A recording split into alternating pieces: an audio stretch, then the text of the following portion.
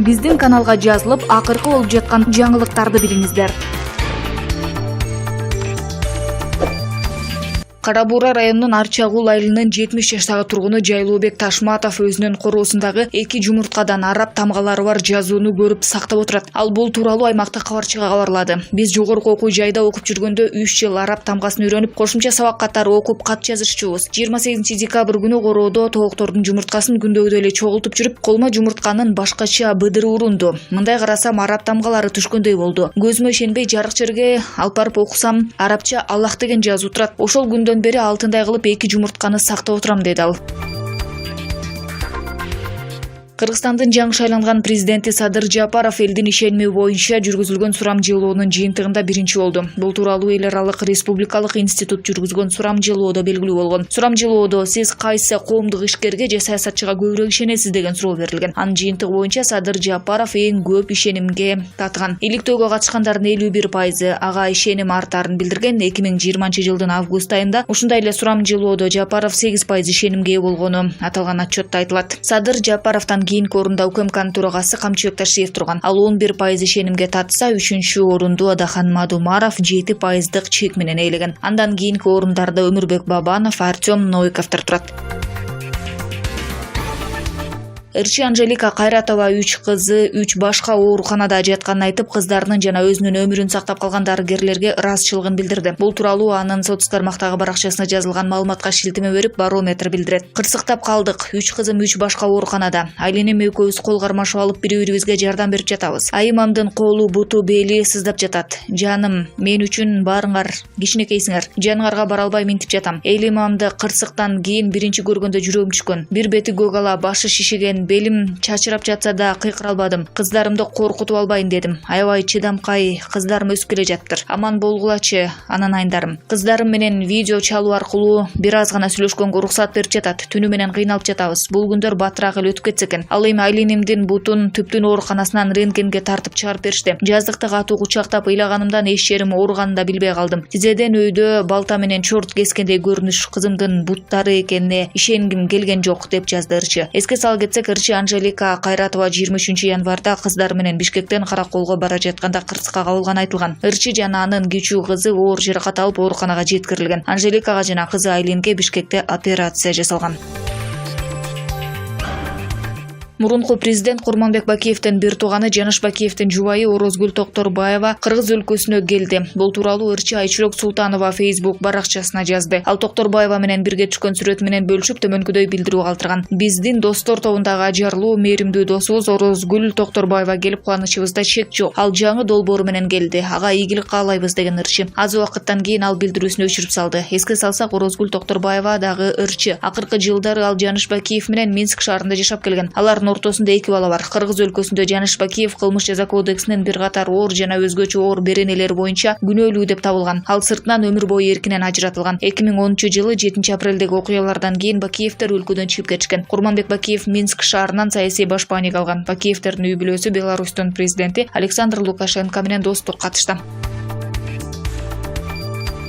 Мыйзамсыз баюу фактысына байланыштуу экс-премьер-министр Мухаммедкалый Абылгазиев кармалды. Бул тууралуу улуттук коопсуздук боюнча мамлекеттик комитет билдирет. Мурдагы өкмөт башчы Мухаммедкалый Абылгазиев мыйзамсыз баюу жана коррупцияга шектелип кармалды. Бул тууралуу улуттук коопсуздук боюнча мамлекеттик комитет бүгүн 27 январда кабарлады. УКМКнын маалыматына караганда, Абылгазиев премьер-министр болуп турганда мамлекеттин жана жарандардын кызыкчылыгына каршы келген токтомго кол койгон. Ага ылайык Кумтөр Голд компания ишканасына геологиялык чалгындоо жана алтын казуу иштерин жүргүзүүгө кошумча жер бөлүнгөн. Натыйжада кенттин жалпы аймагы 2 эседен ашуун көбөйүп, мөңгүлөрдү жана корукту кошкондо 26,3 миң гектарды түзүп калган. Анын ичинде бир нече мөңгү жана корголуучу аймактар бар. Атайын кызматтын маалыматы боюнча, ал кезде аталган кенттин аймагын кеңейтүүгө тыюу салган токтом күчүндө болчу. Абылгазиев мындан тышкары мамлекеттик кызматта жүргөндө мыйзамсыз түрдө өзүнүн мүлкүн расмий кирешесинен бир нече эсе ашырган. Аны мыйзамдаштыруу максатында Бишкек шаарынын Чүй жана Сукул облустарынын аймагынан кымбат баалуу кыймылдуу жана кыймылсыз мүлк объектилерин сатып алган. Ошондой эле көп патирлүү элиталык үйлөрдү курууга инвестицияларды жасаган. Кылмыш жоопкерчилигинен качуу үчүн бул мүлктөр башкалардын атына катталган. Сотко чейинки өндүрүштүн алкагында 26 январда Абылгазиев кармалып, улуттук коопсуздук мамлекеттик комитетинин убактылуу кармоочу жайына киргизилген. Тергөө жүрүүдө. УКМКнын маалыматына караганда, бул мүлктөр Абылгазиевке тийиштүү.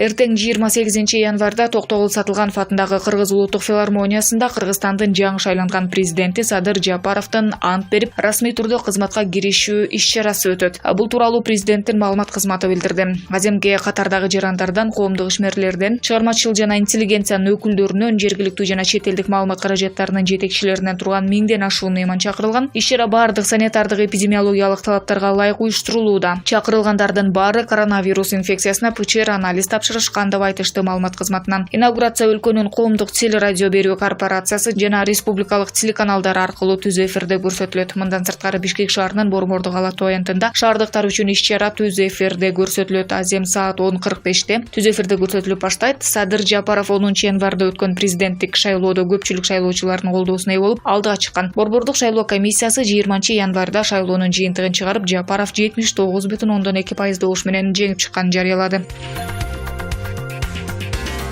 Жогорку кеңештин вице-спикери болуп Нурбек Сыдыгалиев шайланды. Төраганын орун басары кызматына оппозициялык фракциялардын квотасы менен көрсөтүлөт. Атамекен фракциясы Нурбек Сыдыгалиевди, Өнүгүү прогресс фракциясы Уланбек Исмаиловдун талапкерлигин сунуштаган. Жашыруун добуш берүүнүн жыйынтыгы менен Сыдыгалиев 77 депутаттын колдоосуна татып, вице-спикер болуп шайланды. Ал эми атаандашы Исмаилов 38, эл өкүлүнүн добушун алды. Нурдагы вице-спикер Мирлан Бакиров белгисиз себептерден улам өткөн жылдын 23 декабрында кызматын тапшырып кеткен.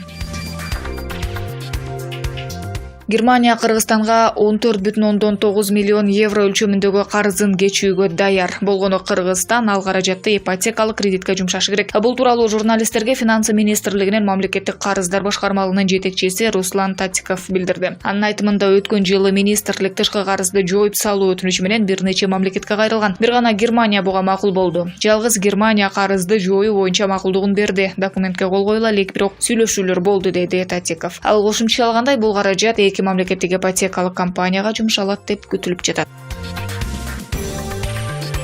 Абдил Сегизбаевдин жубайы Айнура Сегизбаева жолдошуна кооптонуп жатканын айтып, Бишкек шаардык ички иштер бөлүмүнүн убактылуу кармоочу жайынын башчысы Таалай Алымовго кайрылды. Бизде андай жок. Мен ал үчүн жооп берем, деди жетекчи Таалай Алымов. Ал эми Сегизбаевдин жубайы Абдилди сизди Кудайга тапшырдым. Кудайдын алдында баарыбыз бирдейбиз деп айтты. Ошондой эле жетекчи Алымов тамак ашты жубайы жана балдары гана киргизе ала турганын айтты. Ырчы Самара Каримова наразычылыктардан улам директорлук кызматтан баш тарткан Оштогу музыкалык окуу жайга жаңы жетекчи дайындалды. Бул тууралуу Маданият, маалымат жана туризм министринин орун басары Ильязбек Балташев тарабынан белгилүү болду. Маалым болгондой, Ош шаарындагы Нияз Алы атындагы Ош мамлекеттик музыкалык окуу жайына бүгүн 27 январда Ильязбек Ташболот уулу 3 айлык сыноо мөөнөтү менен директор болуп дайындалды. Ал музыкалык билимге ээ, буга чейин аталган окуу жайда эмгектенип келген. Жаңы директорду окуу жайдын эмгек жамаатына министрдин орун басары Ильязбек Балташев тааныштырды.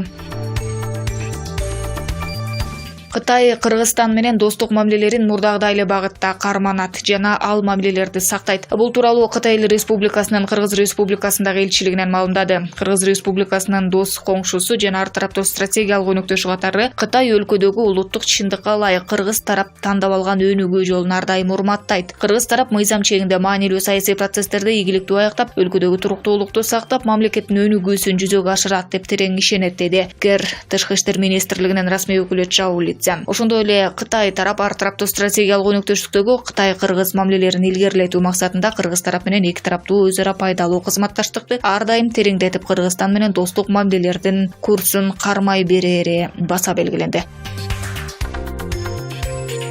Кыргыз эл акыны, сүрөтчү Рамис Рыскулов 87 жашында көз жумду. Бул тууралуу маалыматты Кыргызстан жазуучулар союзунун төрагасынын орун басары Керимбек Кадыракунов Спутник Кыргызстан агенттигине тастыктады. Маркум көптөн бери ооруп жүргөн. Кечээ түнкүсүн саат 12-лерде каза болду. Жашы 87-ге чыкты. Ал киши көптөн бери ооруп жүргөн. Маркумдун сөөгү аларча көрүстөнү коюлат. Уюштуруу иштери жүрүп жатат, деди ал. Кадыракунов ошондой эле эл акыны менен коштошуу зыйнатын эртең 28 январда өткөрүү пландалып жатканын кошумчалады. Рамис Рыскулов 1934 жылы 9 сентябрда Чүй облусунун Москва районундагы Кызыл Тоо айылында туулган. Эл акыны чыгармачылык жолунда ондогон ыр китептердин, ыр жыйнактарынын автору болгон.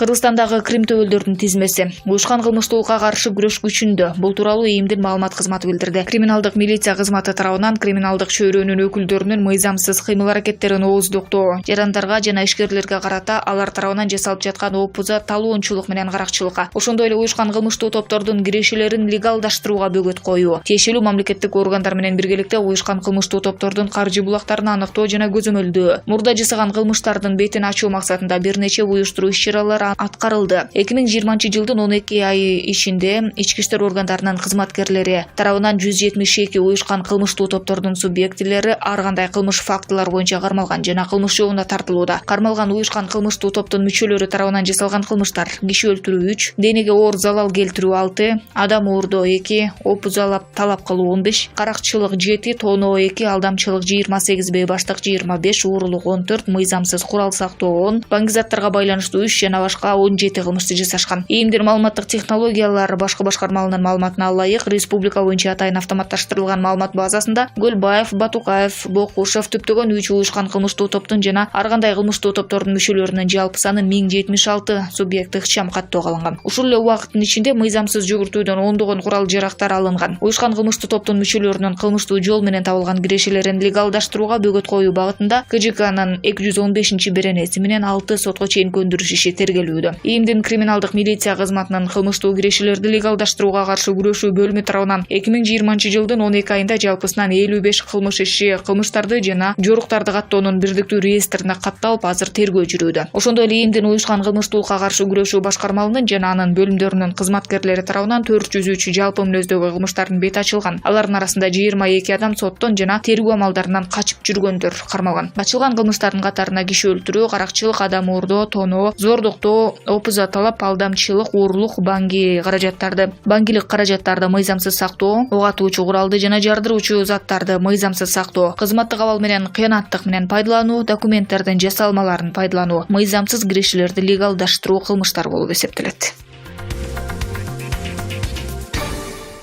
Биздин каналга жазылып, акыркы болуп жаткан жаңылыктарды билиңиздер.